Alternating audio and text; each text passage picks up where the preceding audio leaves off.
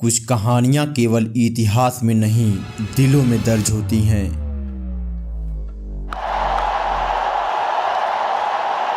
1983 का वर्ष भारतीय क्रिकेट के लिए सिर्फ एक कैलेंडर तारीख नहीं था, वह एक क्रांति थी। ना संसाधन थे, ना आधुनिक तकनीकी, ना ही दुनिया का भरोसा, लेकिन एक सपना था और एक कप्तान था, कपिल देव। वो न सिर्फ एक पारी थी, बल्कि भारतीय क्रिकेट की आत्मा का पुनर्जन्म था। और साबित हो गया कि जब इरादे अडिग हों तो इतिहास खुद कलम थाम लेता है। 18 जून 1983 दोपहर का वक्त था। आसमान में बादल छाए थे। भारतीय क्रिकेट टीम अपने क्रिकेट इतिहास का सबसे इम्पोर्टेंट मैच जिम्बाब्वे से खेल रही थी। जिस भारतीय टीम को इस वर्ल्ड कप से बाहर करने की बात चल रही थी, वही टीम अब फाइनल जीतकर अपने मान मर्यादा गरिमा आत्मसम्मान को स्थापित करना चाहती थी। लेकिन जब मैच शुरू हुआ तो केवल चंद मिनटों में टीम के अरमानों पर पानी फिर जाता है, क्योंकि महज 17 रनों पर टीम इंडिया ने 5 विकेट गंवा दिया।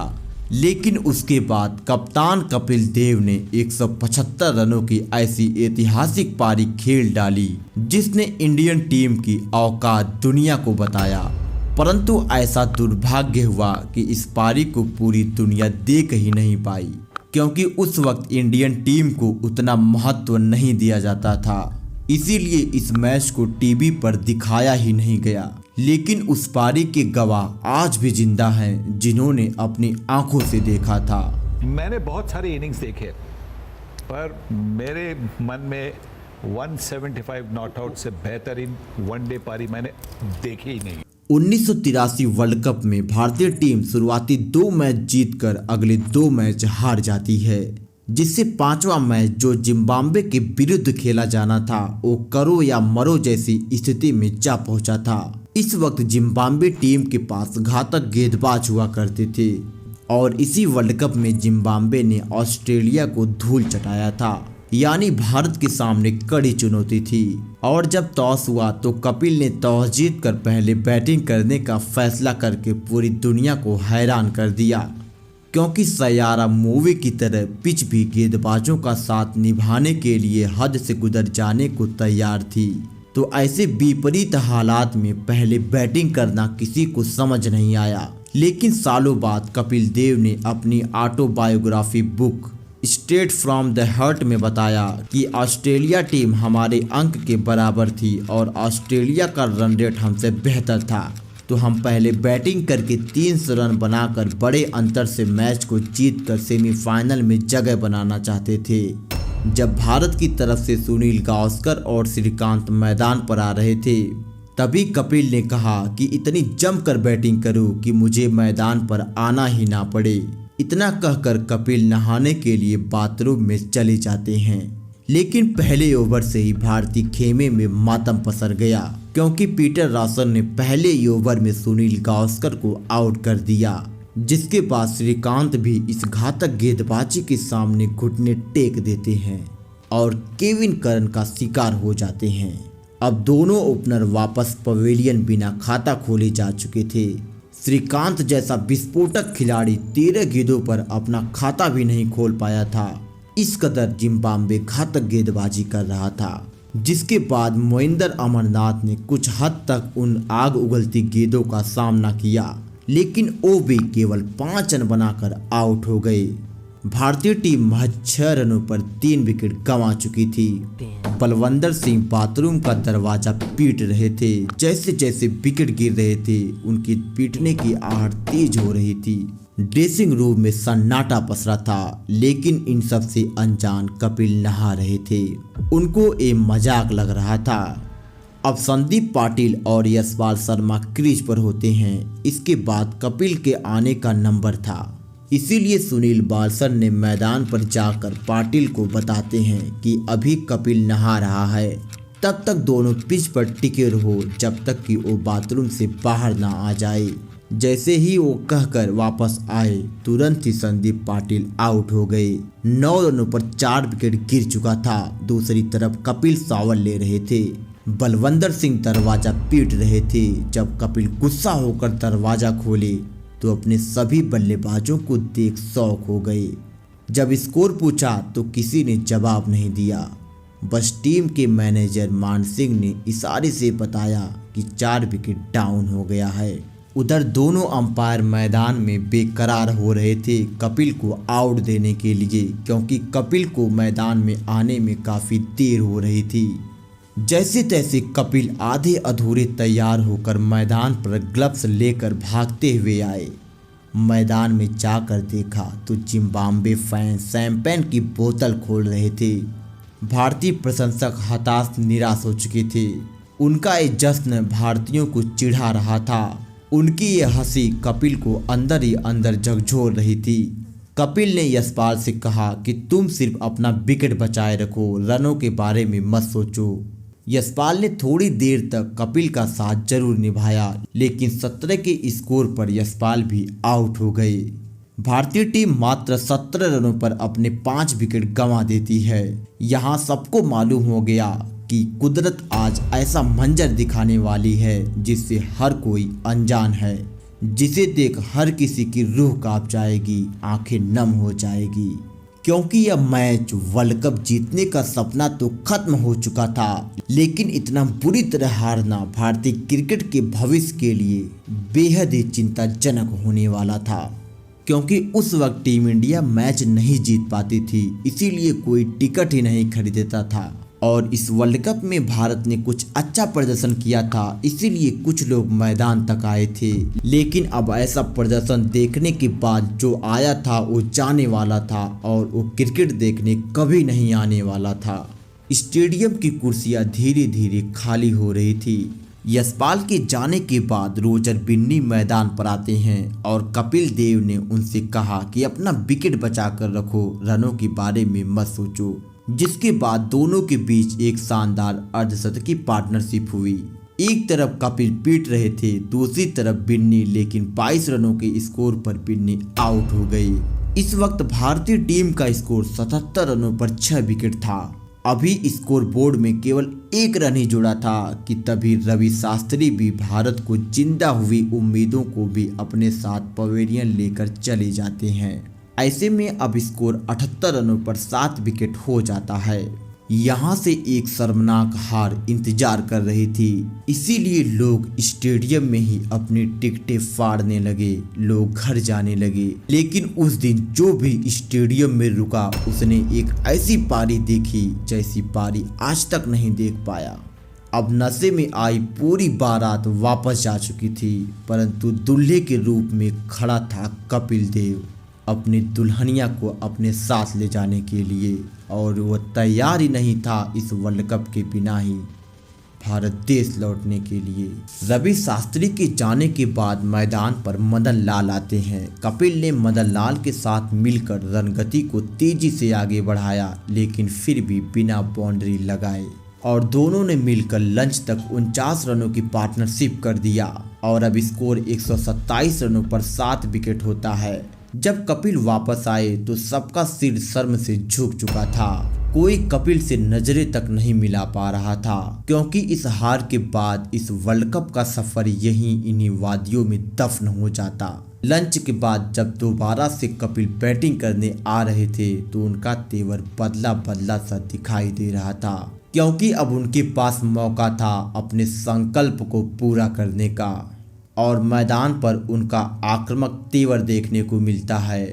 तालियों की गड़गड़ाहट से पूरा स्टेडियम चरमरा रहा था, लेकिन तभी मदन लाल भी अपना विकेट गंवा देते हैं। यहाँ भारत का स्कोर 140 रनों पर 8 विकेट हो जाता है। उसके बाद मैदान पर वो खिलाड़ी आता है जिसने कपिल की ऐतिहासिक पारी की बुनियाद रखी, सैयद किरमानी के साथ ने कपिल को महान कप्तान बना दिया। हर बार कपिल सबको बता रहे थे, लेकिन इस बार जब किरमानी मैदान पर आए तो किरमानी ने कपिल से कहा कि तुम अपना नेचुरल खेल खेलो और मैं एक तरफ से छोड़ संभाले रखता हूँ। फिर शुरू होता है कपिल का विशाल तांडव, जिसने इतिहास के पन्नों को राख में मिलाकर एक नया अध्याय लिख दिया। कपिल अब लगातार बड़े शॉट्स लगाना प्रारंभ कर देते हैं। मैदान के कोने कोने में गेंद को पहुंचा रहे थे। जहां कुछ देर पहले सन्नाटा पसरा था, अब वहां का शोर पूरे विश्व में डंका पीट रहा था। जो टीम इंडिया का मजाक बनाने को बेताब थे, अब उनका चेहरा शर्म से झुक गया, क्योंकि अब वो कप्तान सम्राट अपनी सेंचुरी पूरी कर चुका था। जो इंग्लिश मीडिया सोच रही थी कि मैच के बाद उनका मजाक बनाएंगे, अब वो शर्म से पानी पानी हो रही थी। कई सालों बाद संदीप पाटिल ने अपनी बुक में बताया कि हम कोने में बैठकर रो रहे थे, उस शोर को सुन रहे थे और घबरा रहे थे, और हम सभी को ऐसा लग रहा था कि शायद एक विकेट और गिर गया है। लेकिन जैसे जैसे शोर बढ़ता गया, श्रीशांत ने हिम्मत करके ऊपर जाकर मैदान पर देखा तो वह देखते ही रह गया। फिर हम सभी भी हिम्मत करके मैच देखने के लिए चले जाते हैं, जिसके बाद हम सभी की आंखों ने वो देखा जो आज से पहले कभी नहीं देखा था। और जब कपिल शानदार बैटिंग करने लगे तो टीम के मैनेजर मान सिंह ने कहा कि कोई भी अपनी जगह से नहीं हिलेगा। सुनो सब लोग, जब तक कपिल बैटिंग कर रहा है कोई भी नहीं हिलेगा अपनी जगह से। यहाँ तक कि श्रीकांत को टॉयलेट तक नहीं जाने दिया। उस समय टीम का हेड कोच नहीं होता था और टीम का मैनेजर ही सब कुछ संभालता था, और मान सिंह अपना कर्तव्य बखूबी निभा रहे थे। 49वें ओवर में कपिल ने सेंचुरी पूरी कर लिया था और अभी भी 11 ओवरों का खेल शेष बचा था, क्योंकि उस वक्त वनडे मैच 60 ओवरों का हुआ करता था। अभी भी कपिल का तांडव जारी रहता है। उनकी विध्वंसक पारी पूरे विश्व को स्तब्ध कर रही थी। अब कपिल 150 के पार चले जाते हैं, लेकिन कपिल को कुछ नहीं पता था कि वो क्या कर रहे हैं। बस उनके अंदर एक ही धुन सवार थी कि कैसे भी कर इस मैच को जीतना है। वो केवल जिम्बाब्वे के गेंदबाजों को पीटने में लगे थे। सालों बाद सुनील गावस्कर ने बताया कि जब कपिल 160 रनों के निजी स्कोर पर बल्लेबाजी कर रहे थे तो हम सभी की धड़कनें तेज हो रही थी, क्योंकि ओडीआई का सबसे बड़ा स्कोर कपिल से कुछ ही रन दूर था और वो आउट ना हो जाए, इस बात को लेकर हम लोग चिंतित थे।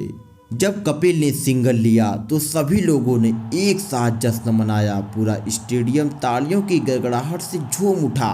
परंतु कपिल यह सब देख हैरान हो गए कि आखिर ऐसा क्यों हो रहा है। मैंने तो बहुत से चौके छक्के मार चुका हूँ, लेकिन एक सिंगल के लिए लोग इतनी तालियां क्यों बजा रहे हैं। तभी अंपायर ने कपिल को बताया कि तुमने वनडे क्रिकेट इतिहास का सबसे बड़ा स्कोर 171 रनों को पीछे छोड़ 172 रन बना लिया है।